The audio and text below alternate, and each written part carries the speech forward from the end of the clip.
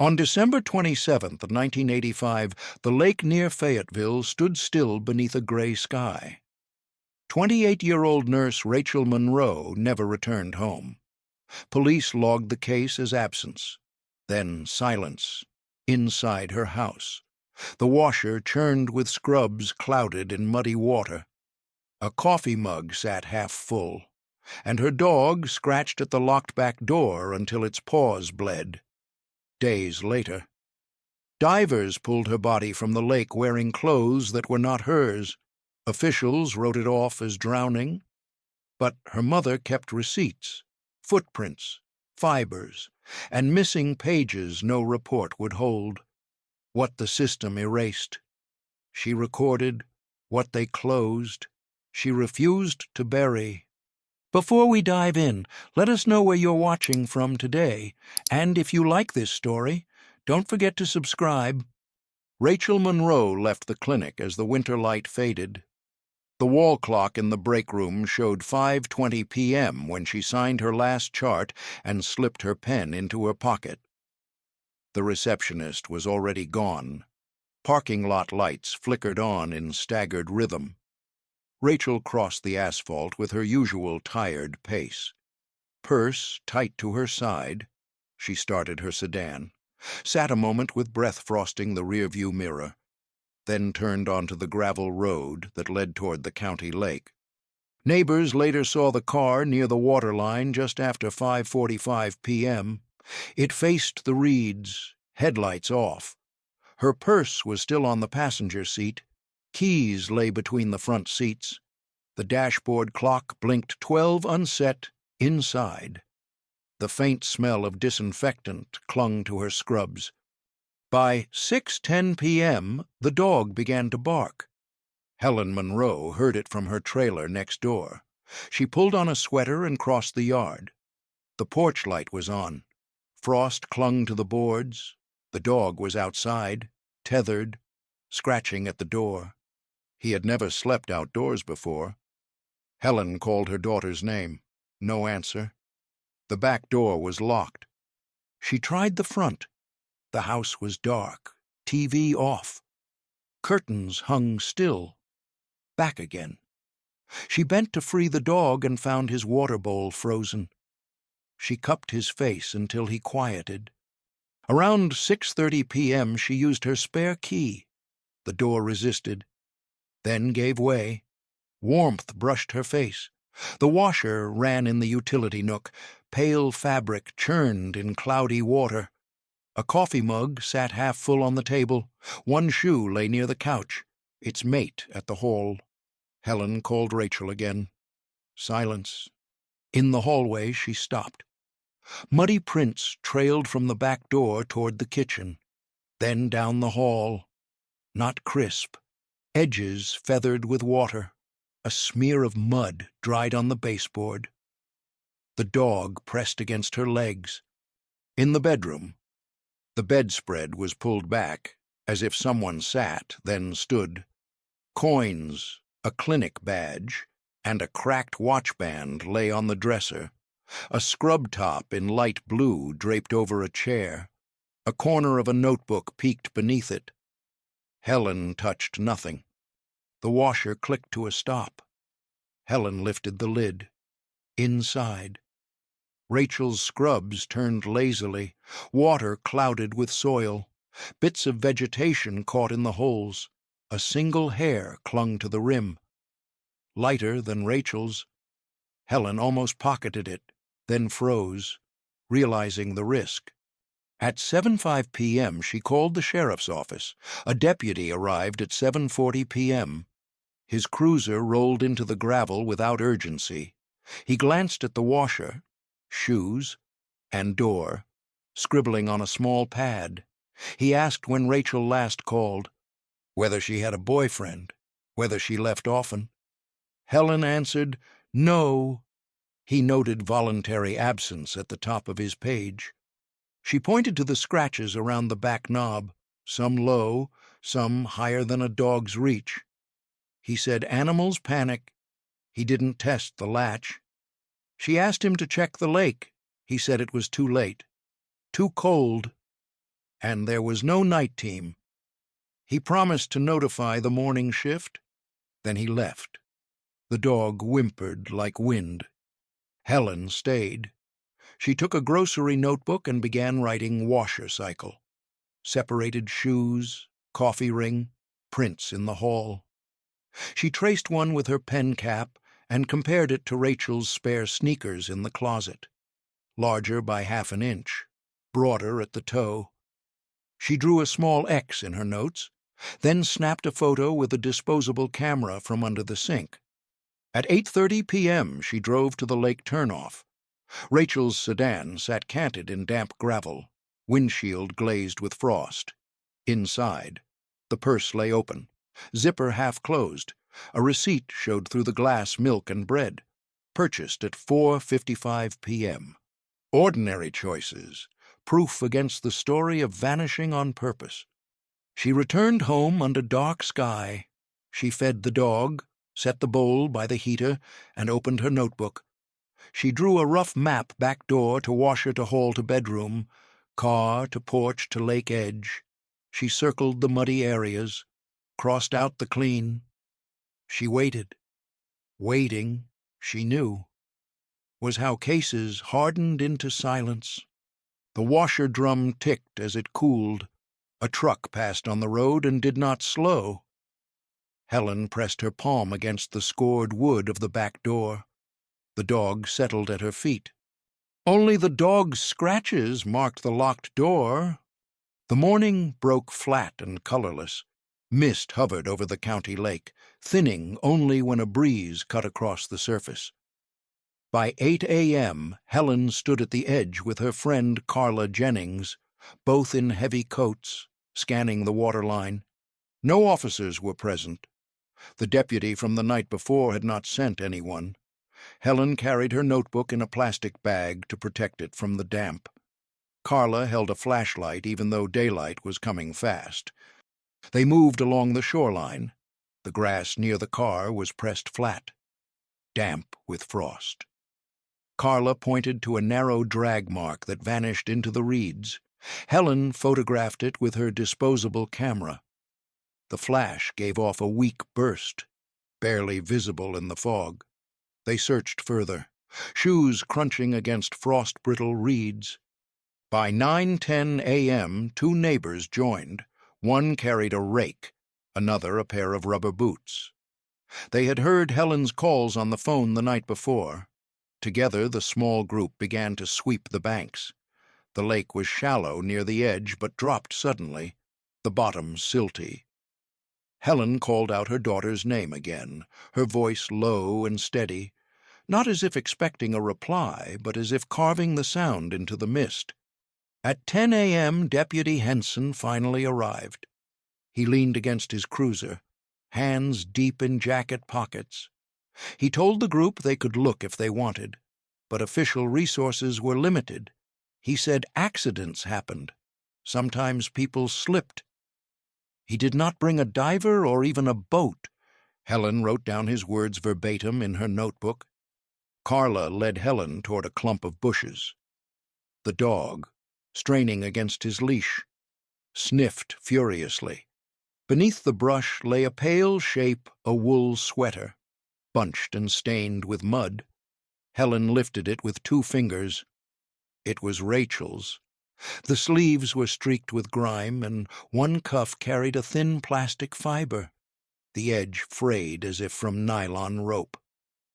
Helen held it out to the deputy. He shrugged, said maybe it blew from a clothesline. He did not collect it.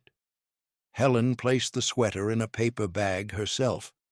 At 10:45 a.m., the group widened their search.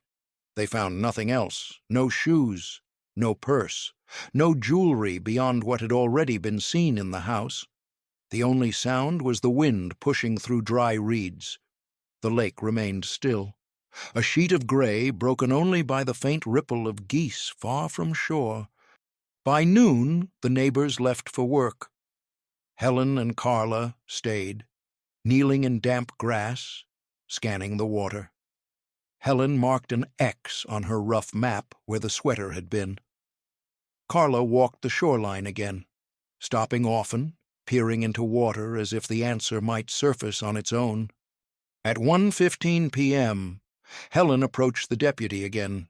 She asked for divers, for cadaver dogs, for anything beyond watching. He shook his head. He said resources were stretched. Bigger cases took priority. He said Rachel was an adult, and adults sometimes left. Helen wrote each phrase down as he spoke it. His pen did not move at all. By mid-afternoon, Helen's notebook held a list sweater in brush, plastic fiber on cuff, drag mark into reeds, deputy refusal. She tore the corner of the page and tucked it into her coat pocket as insurance against loss.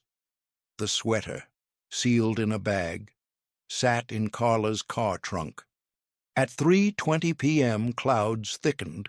The air smelled of iron and damp leaves.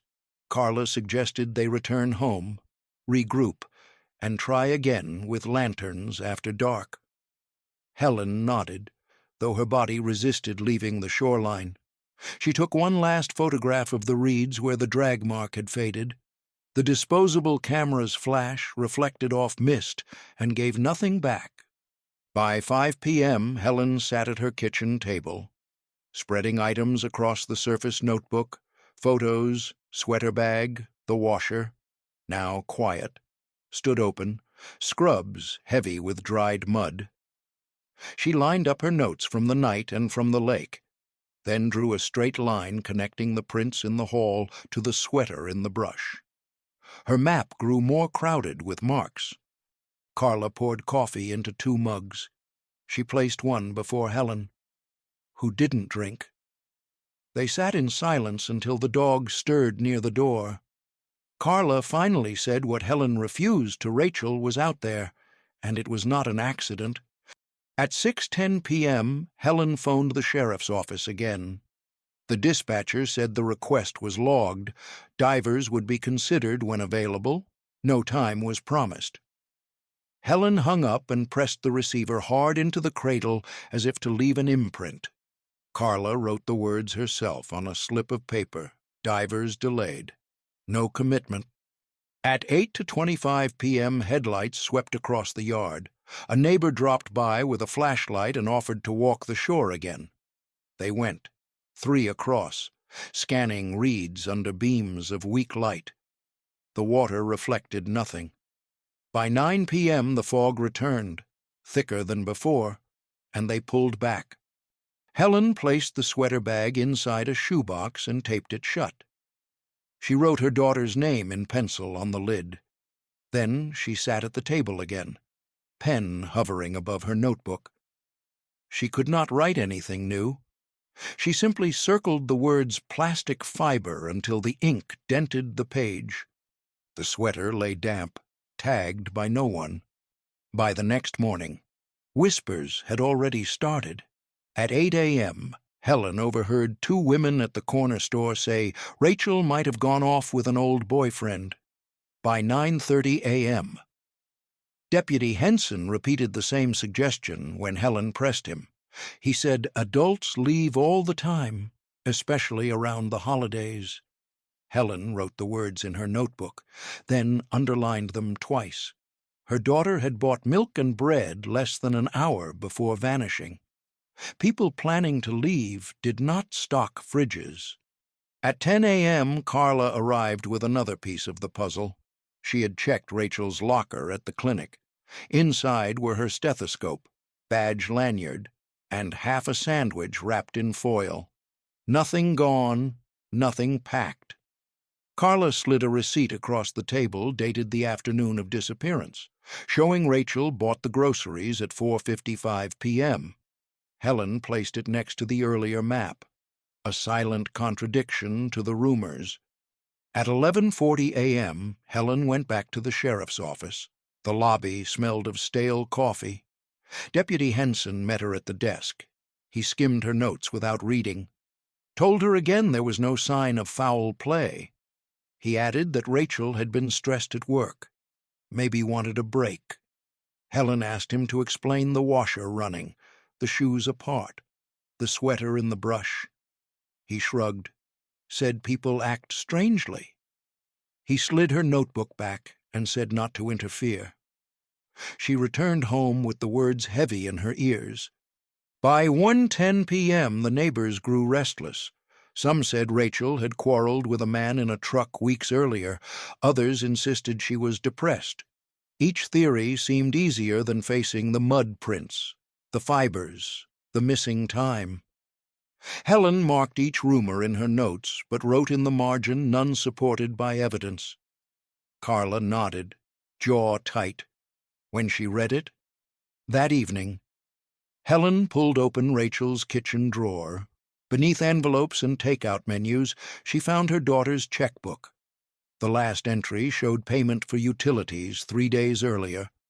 Bills for January already sat stamped and ready to mail. Helen held them under the lamp. These were acts of someone planning days ahead.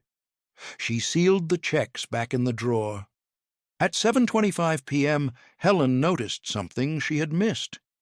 Near the washer, beneath the linoleum lip, a partial boot print in dried mud curved toward the hall.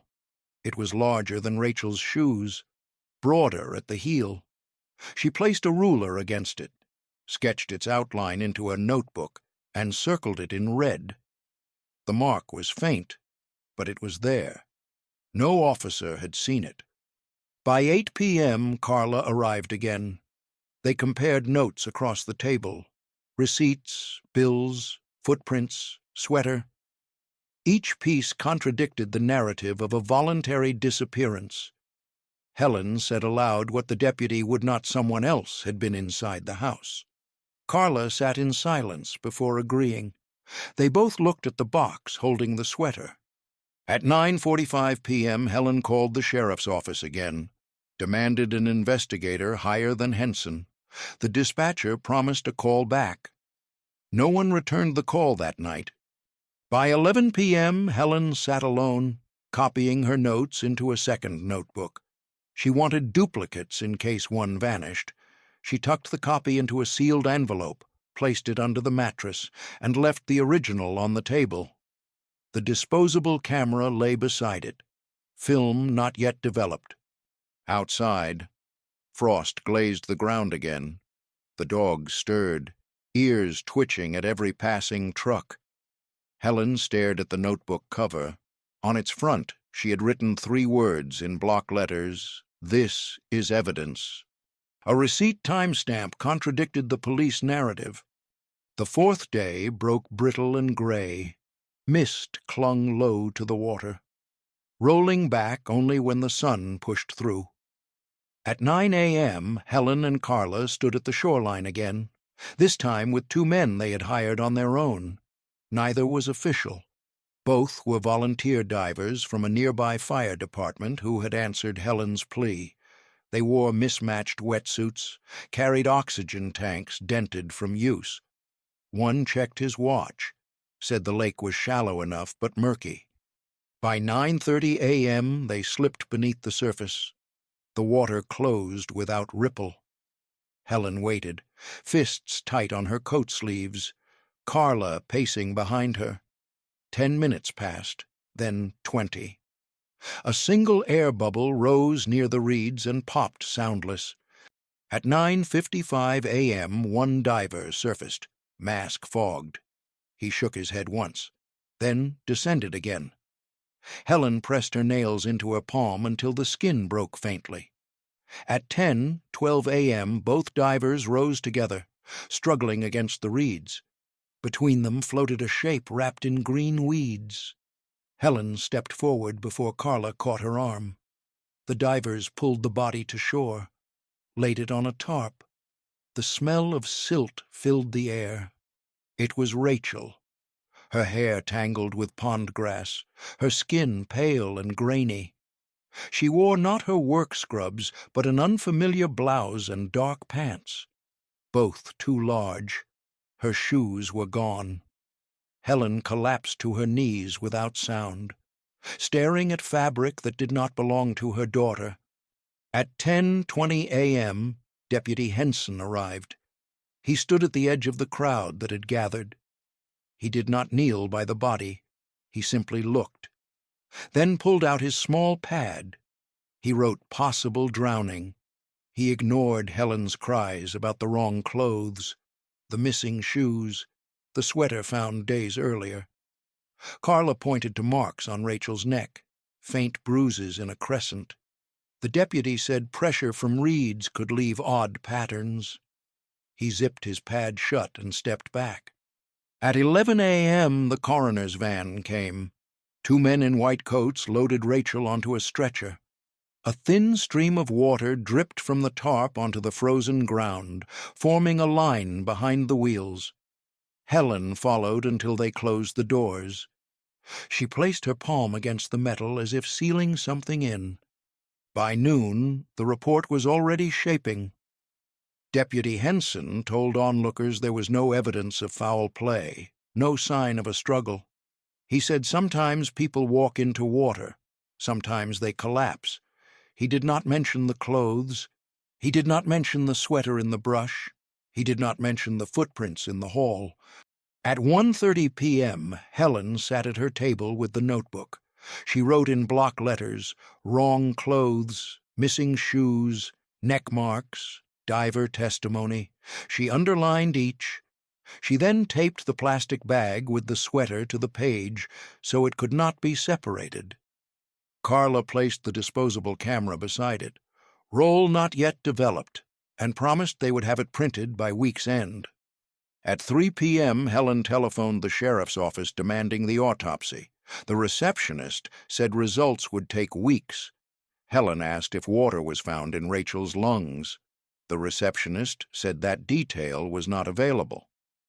Helen wrote the phrase, "lungs unknown," in her notebook, then circled it. By 4:40 p.m., Carla drove back to the lake. The reeds still shifted in the wind, but no officer remained. No tape marked the site. The drag marks Helen had seen earlier had already washed soft with rain. She took one last photograph and returned to the car. That evening, Helen sat with her box of evidence. She added a new page, cause of death, listed as drowning. Then, beneath it, in her own hand, impossible. She placed the pen down and folded her arms. The next day, when a local paper printed a 2-sentence story, body found. No foul play, suspected Helen clipped it and taped it to her notebook. She wrote in the margin they closed it before it opened. Her lungs told a different story than the water. The house had grown quiet, yet Helen returned every day. At 9 a.m., she walked through the back door with her notebook, past the washer, into the basement she had avoided before. A single bulb swung from the ceiling, throwing long arcs of shadow. The air smelled of damp wood and earth. Against one wall the paint had flaked, revealing scratches gouged into the surface. Helen crouched low. The marks began near the baseboard and dragged upward, jagged, as if something heavy had been pulled. At 9:25 a.m., she found a patch on the concrete floor where dust had been disturbed. A faint trail curved toward the stairs, as if a body had been dragged across and lifted. She measured the length with a tape she carried, nearly 6 feet, then noted it down. Her pen pressed hard enough to tear the page. She snapped a photo with a new disposable camera, the flash searing the shadows. By 10:10 a.m., Carla joined her. Together they scanned the corners, behind an old trunk. Carla pulled free a fragment of cloth, blue cotton, edges frayed. Helen placed it against Rachel's scrub top. The weave matched. She sealed it in an envelope, marked the date, and tucked it in the box with the sweater. At 11:30 a.m., they found a deeper trace, near the far wall, lodged in the crack between 2 boards. A thread of darker fabric curled upward. Helen teased it free with tweezers. It was a fiber, pale and synthetic, unmistakably from the same material as the sweater found outside. The realization set both women still. The basement had been part of the struggle. Rachel had not gone directly to water. She had been here first. At noon, Helen called Deputy Henson again. She told him about the fibers, the drag marks, the gouges in the wall. He cut her off, said the house was old. Marks came with time. Fibers blew in from anywhere. He told her to stop interfering. Helen wrote every word in her notebook. She underlined the phrase "house is old" until the page smeared with ink. At 2 p.m., Carla took photos of every surface. They captured the scratches on the wall, the scuff marks on the steps, the dust smear near the washer. The images showed more than words could. They stored the camera carefully, promising to develop them as soon as possible. Each object was becoming its own witness. By 3:15 p.m., Helen returned upstairs. She stood in the hallway staring at the washer. Its lid was still open. Scrubs stiff with dried mud.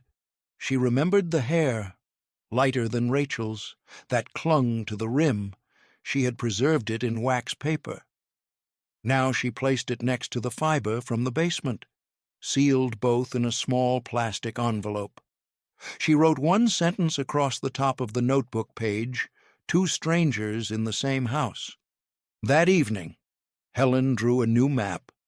She charted the prints through the hall, the washer, the basement drag marks, the sweater outside, the lake. The path ran jagged, inconsistent, but unmistakable.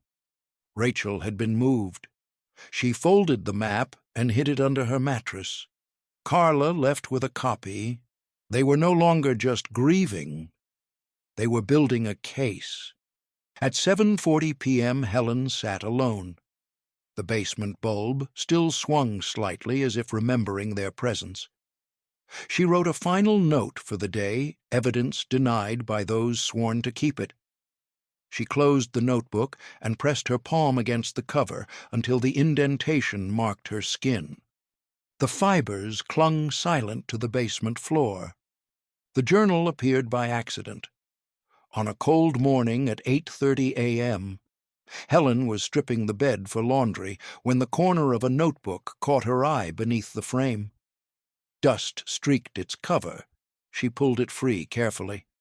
The first pages held schedules, grocery lists, reminders about shifts.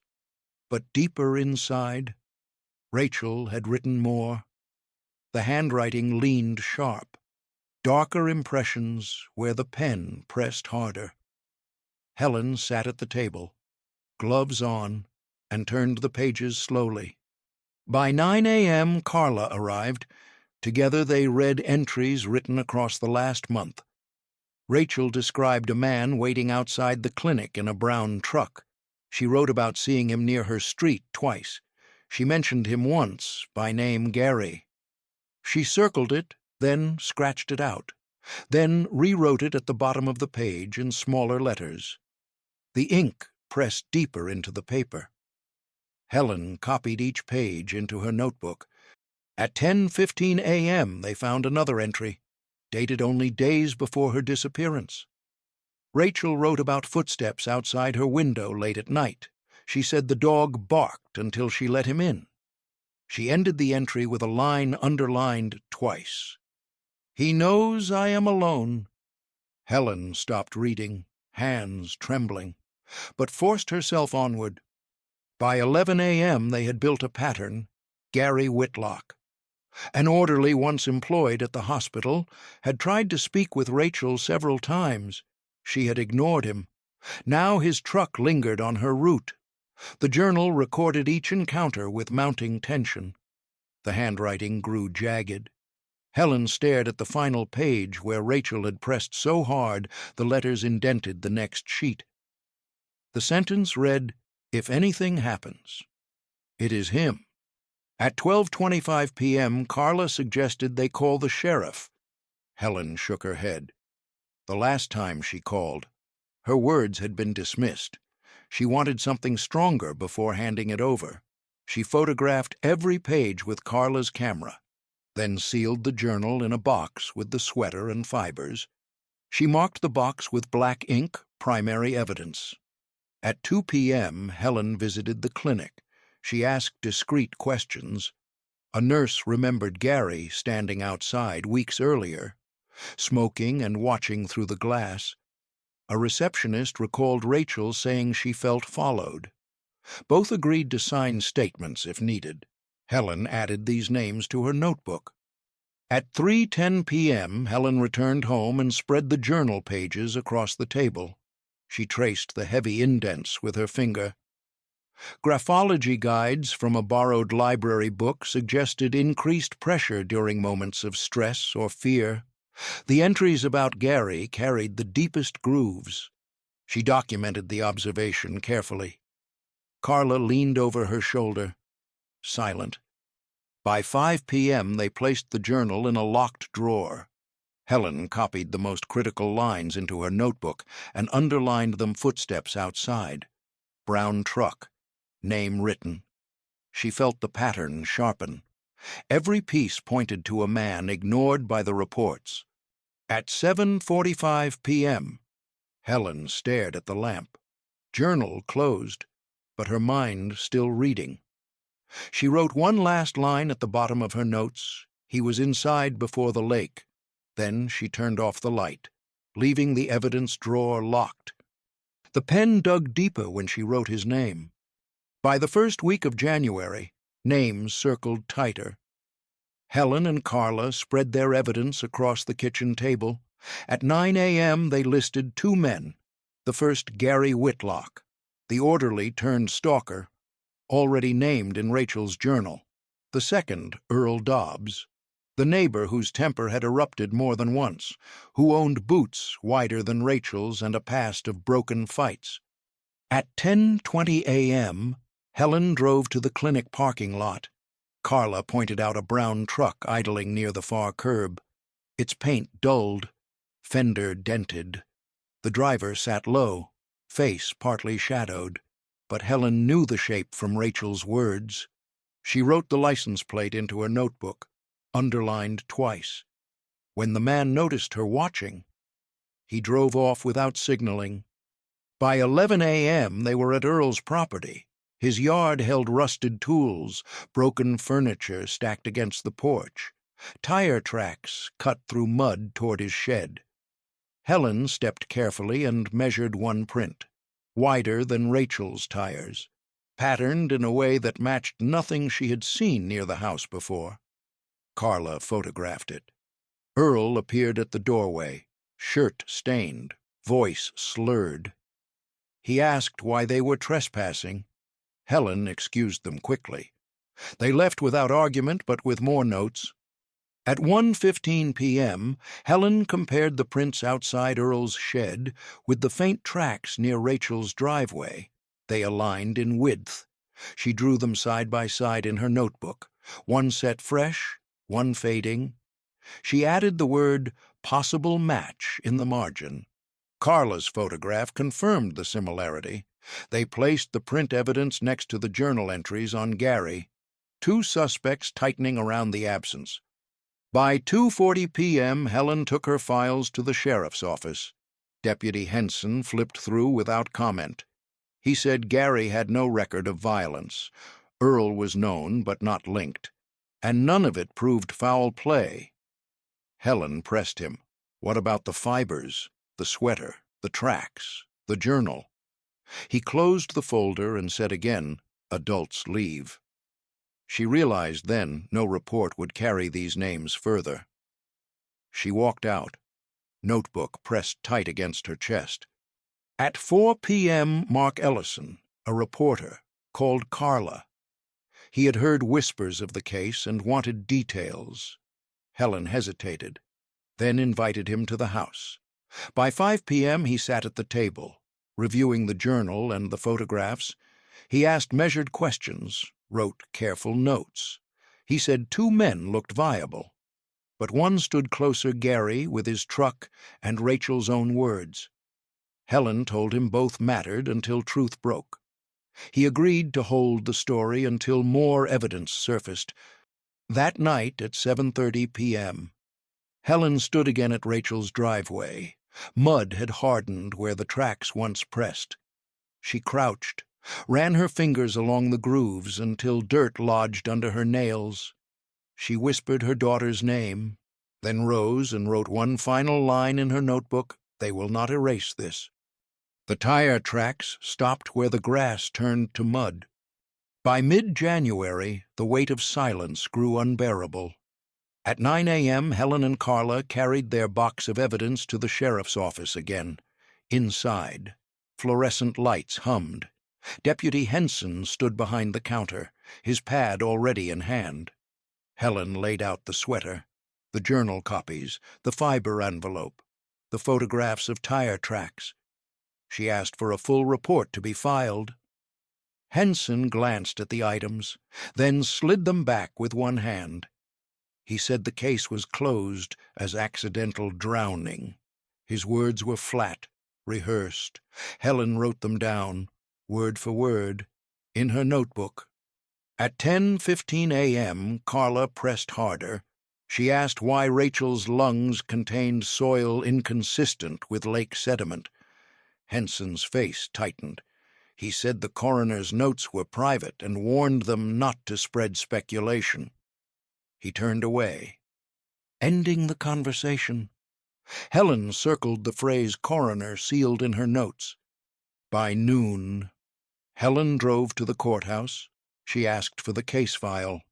A clerk flipped through drawers, then frowned. Several pages were missing. The intake report for the day of disappearance and the autopsy prelim, both absent. She gave Helen a stamped receipt for the request, but offered no explanation. Helen wrote in her notebook report altered.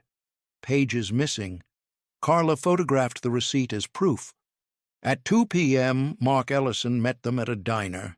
He unfolded his own copy of a police statement, one leaked to him by a source. The wording differed from what Helen had seen. Details about footprints, scratches on the back door, and the washer had been omitted, entire sections rewritten. Mark said someone had cleaned the file. Helen stared at the page until her coffee went cold. At 3:40 p.m., Helen confronted Deputy Henson again. She held both versions of the report side by side. He said paperwork often shifted, drafts circulated. Nothing unusual. His eyes did not meet hers. She asked who had signed the edits. He refused to answer. She left, carrying both documents in her bag. That evening at 6:25 p.m., Helen returned home and spread the files across the table. She taped the altered pages next to her photographs. Each gap told its own story. Missing shoe notes, missing sweater reference, missing prints. She wrote across the top of the page, deliberate removal. Carla whispered the words aloud. Mark prepared his article draft, careful but damning. By 8 p.m., Helen phoned the state attorney's office. The secretary listened politely, then said the sheriff had final jurisdiction. The case would not be reopened without new evidence. Helen hung up. She sat with the phone resting on the table, the dial tone humming until it cut off. At 9:50 p.m., she boxed the evidence again. On the lid, she scrawled, "They bury her twice." Carla sealed the box with tape. Mark photographed it, then carried copies of the documents with him to safeguard against disappearance. The next morning, the local paper ran only 3 lines. Investigation complete. No foul play suspected. Case closed. Helen clipped it, placed it in her notebook, and underlined the date in red. The missing page carried more weight than the report itself. Snow fell thin on the county by late January. At 8:10 a.m., Mark Ellison arrived at Helen's house with a folder under his arm. He had been digging through phone records leaked from a source in the utility office. He spread them across the table. One stood out a call at 10:17 p.m. on the night Rachel vanished. It connected Gary Whitlock's line to Deputy Henson's direct desk phone. Duration 4 minutes. Helen stared at the entry until the ink seemed to blur. By 9:30 a.m., Carla cross-checked the time with her notes. That was the exact window when Rachel's washer was still running, when the dog barked outside, when the house was locked. Helen drew a line from the phone record to the footprint sketch, then to the sweater. She circled Henson's name once, then Gary's twice. At 11 a.m., Mark produced another document vehicle registration logs. Gary's truck had been stopped 2 months earlier in a neighboring county for expired plates. The officer who let him go had the same last name as a deputy in Henson's precinct. Mark suggested a tie, perhaps family. Helen underlined the phrase, connection possible. Carla whispered that it was not just neglect, it was protection. By 12:40 p.m., Helen drove to the courthouse again. She asked for a copy of the phone logs. The clerk told her they were sealed, unavailable to the public. Helen wrote the refusal into her notes. Mark promised he had duplicate copies hidden elsewhere. He tapped the folder and said, "They can bury paper, not truth." At 2 p.m., Helen returned home and began layering the evidence on her table.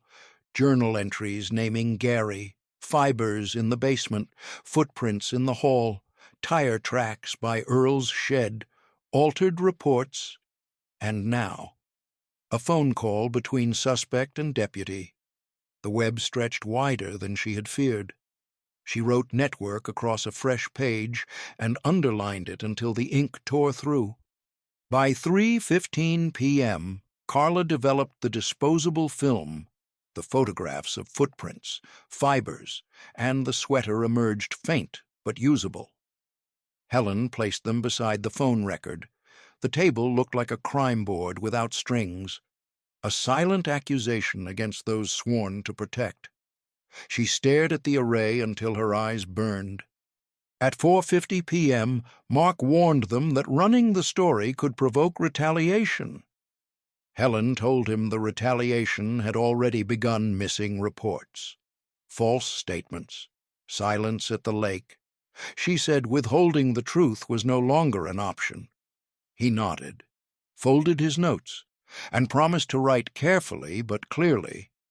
That night at 7:20 p.m., Helen sat in the living room with the dog at her feet. She wrote a final note for the day Gary followed. Henson shielded. Rachel silenced. She closed the notebook, placed it under her pillow, and turned off the light. Outside, a truck engine rumbled past without slowing. A single call tied the suspect to the badge. Winter thinned, but grief did not. At 9 a.m., Helen sat at the kitchen table with her box of evidence stacked neatly at her side. She opened it piece by piece, as though rehearsing for an unseen jury. The sweater, sealed in its bag, the journal with Rachel's name scrawled inside, the receipt for groceries at 4:55 p.m., photographs of fibers and footprints, phone records that should never have reached her hands.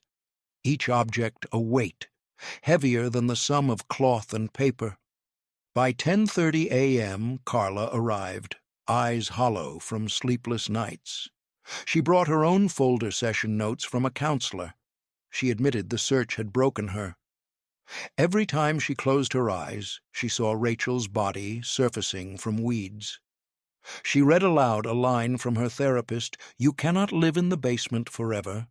Yet she returned to Helen's table anyway, placing her folder beside the box. At 11:20 a.m., Helen stepped outside to clear her head. The dog pressed against her leg. Older now, fur thinning. She remembered the night he barked to be let in, paws bloodied against the door. She crouched, pressed her hand against the same scarred wood, and whispered her daughter's name. The house seemed to exhale around her. By 1 p.m., Mark Ellison visited with updates. He explained that his editor wanted the story but feared legal threats from the sheriff's office. He showed Helen the draft headline, "Mother Demands Justice in Drowning Case." The article laid out fibers, clothes, receipts, and the missing pages. Helen read it silently, then pushed it back. She said the truth deserved more than a headline built on her grief. Mark agreed, folded the draft, and said he would keep pushing. At 3:15 p.m., Helen opened a shoebox from her closet. Inside lay every clipping, receipt, and photo she had guarded. She laid them on the floor in order disappearance. Search, discovery, basement, journal, suspects, cover-up, network. A 12-part story already written by evidence itself. Carla helped rearrange the sequence. Mark photographed it for his records. By 5 p.m., the weight of years ahead pressed heavy. Helen imagined each birthday unmarked, each holiday colder. Yet she also felt a pulse of stubborn resolve. She wrote on the back of an envelope, "I will not let them erase her." She taped it inside the shoebox lid. That evening at 7:45 p.m., she set the box back in the closet. The dog circled once and lay down beside it as if guarding. Helen switched off the light and stood in the doorway, watching the dark swallow the evidence whole. The box grew heavier with every year untouched. The courthouse smelled of disinfectant and paper dust. At 9 a.m., Helen Monroe walked into the hearing room carrying the shoebox in her arms. Carla walked beside her, eyes fixed on the floor. Mark Ellison followed with a notepad, pen already uncapped. The chamber was small, lined with wood paneling, a clock ticking loud against the silence. At the front sat the county board chair, flanked by the sheriff and the coroner. Deputy Henson stood near the wall with his arms crossed, gaze fixed on no one. At 9:15 a.m., the board opened the session. The sheriff gave his statement first. He repeated what had been said from the start: Rachel drowned. No foul play. Case closed. His words were clipped, memorized. He offered no mention of missing clothes, no mention of basement fibers, no mention of the phone call logged on the night she vanished. Helen wrote each omission in her notebook, underlining them hard enough to mark the page beneath. At 9:40 a.m., Helen was called forward. She set the shoebox on the table, removed the lid, and began laying objects one by one: the sweater in its bag, the photographs of boot prints by the washer, the journal pages where Rachel had written the name Gary and pressed the pen deep into paper. The phone record connecting Gary Whitlock to Deputy Henson at 10:17 p.m. Helen's voice stayed steady as she explained each piece, each date, each place. The chair allowed her 5 minutes. She spoke for exactly that long, then returned to her seat. The evidence stayed on the table like a body in fragments. At 10:05 a.m., the coroner addressed the board. He confirmed drowning as cause of death, said no trauma of significance had been observed. He did not mention the soil in the lungs or that sediment samples had been collected after heavy rain. He spoke in short medical phrases that carried weight but revealed little when pressed. He admitted diatom testing had not been performed, dismissed it as unnecessary. Helen wrote unnecessary in block capitals across her notes. By 11 a.m., the session broke for recess. In the hallway, Mark spoke with a junior technician from the coroner's office. The woman slipped him a folded slip of paper with her number. She whispered that some in the office had doubted the drowning conclusion, but had been silenced. Then she walked away before anyone could see. Mark placed the slip inside his wallet without comment. At 12:15 p.m., they met in the courthouse cafeteria with Dr. Elaine Porter, a forensic pathologist from 2 counties over. She had agreed to review the case if materials could be obtained. Helen described the lungs, the fibers, the basement drag marks. Mark showed her photographs. Carla handed her the journal copy. Dr. Porter listened quietly, then said she would request access to lung tissue slides. Helen did not thank her. She simply nodded and wrote her name into the notebook. That afternoon, at 2:30 p.m., the board questioned the sheriff again. They asked why pages were missing from the official file. The sheriff said drafts sometimes changed. Older notes were removed for clarity.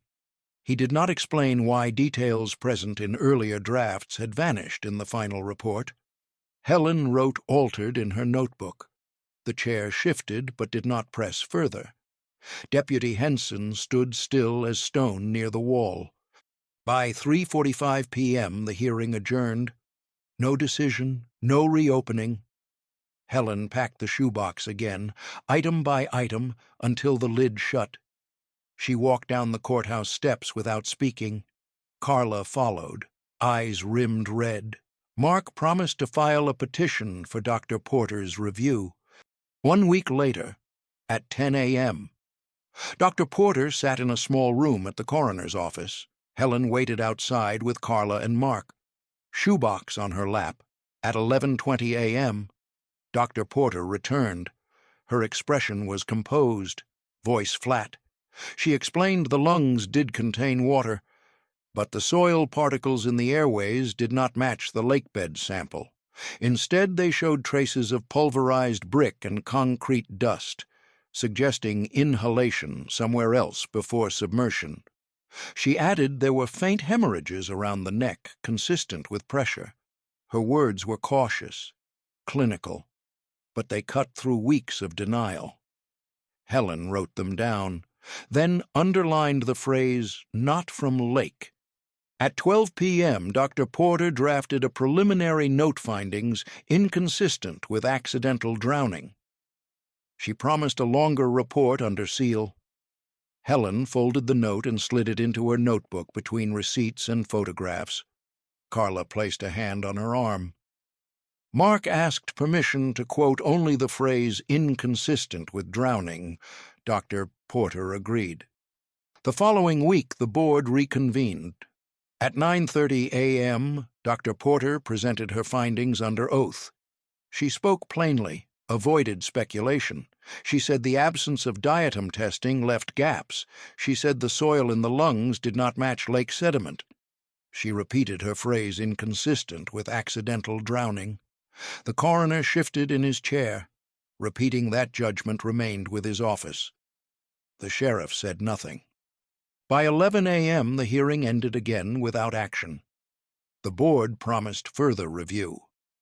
The sheriff's office released a statement that afternoon affirming their conclusion. The coroner issued one of his own, saying different experts sometimes disagreed. But the record had changed, on paper, for the first time. The cause of death was no longer certain. At 1 p.m., Helen returned home and set the shoebox on the table. She opened her notebook and copied Dr. Porter's phrase in large letters, inconsistent with accidental drowning. She taped it to the page where the coroner's earlier report had been clipped. Then she drew a line through the word drowning and wrote undetermined beneath it. Carla sat across from her, silent. Mark left to file his story.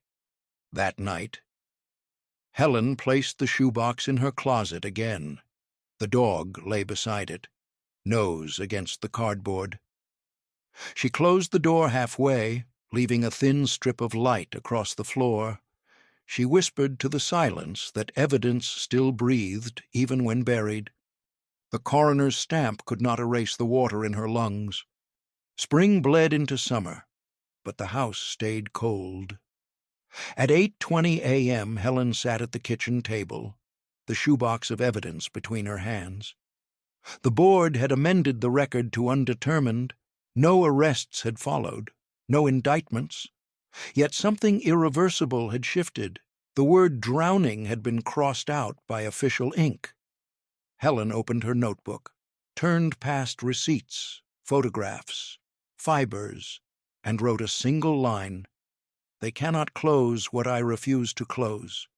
By 9:15 a.m., Carla arrived. Her eyes were clearer than months before, but she carried the same exhaustion. She unfolded a newspaper clipping. Mark's article had gone statewide. It recited the objects one after another: sweater, footprints, journal, phone record, lung analysis, each lined like exhibits. The headline did not promise justice. It asked why a mother had to build a case when police refused to. Helen cut the clipping out, taped it across from Rachel's grocery receipt. She wrote in the margin, "Evidence outlives silence." At 11 a.m., Helen received a letter from a victim advocacy group offering support. The words were sympathetic but bureaucratic, written in phrases that fit any case. She folded it carefully, placed it in the shoebox anyway. Every scrap mattered. Every artifact documented a system that chose to look away. At 1:40 p.m., Carla and Helen visited the lake. The reeds bent in the wind as before, water flat and indifferent. Helen walked the bank where the sweater had been found. She pressed her palm to the ground. Carla stood by, whispering that the place felt hollow, as if stripped of meaning. Helen disagreed. She said the ground remembered what it held, even if people chose to forget. She collected a jar of soil and sealed it tight, then wrote the date across masking tape on its lid. By 3:30 p.m., Mark returned from an interview with a retired officer from another county. The man admitted rumors had circulated about Gary Whitlock, about his connections to deputies, about favors called in. Nothing written, nothing recorded, but he confirmed the culture protect insiders, bury complications. Mark scribbled every word, though he knew none of it would stand in court. Helen copied it too, refusing to let testimony vanish even when intangible. At 5 p.m., Helen sat alone again at her kitchen table. The shoebox sat open, contents spilling outward. She arranged them chronologically: disappearance, first search, false leads, discovery, basement, journal, suspects, cover-up, network, survivors, trials, 11 stages of loss. She stared at the 12th, the empty space before her. Slowly, she took a fresh page and wrote aftermath. Beneath it, she listed community, silence, absence. By 6:45 p.m., she walked the neighborhood. Some doors opened, neighbors murmuring soft condolences, others closed tight. A divide had settled. Some wanted peace through forgetting, others whispered suspicion behind curtains. The case had carved lines across the town sharper than any boundary on a map. Helen noted the fractures support. Resentment, indifference, all of it evidence. At 8:20 p.m., she returned home. Carla brewed coffee while Helen sealed the shoebox once more with tape. She wrote on the lid, "For Rachel, for record, for refusal." Mark photographed the box, its edges worn from months of handling. He said the image alone told more truth than most testimonies. As midnight neared, Helen sat with the dog at her feet. She whispered to him as though he carried memory. The only witness who had seen the night begin. The dog's paws still bore faint scars from scratching the locked door. Helen stroked the fur above them. She closed her notebook for the last time that day, placed it atop the box, and turned off the light. The lake still reflects nothing but silence.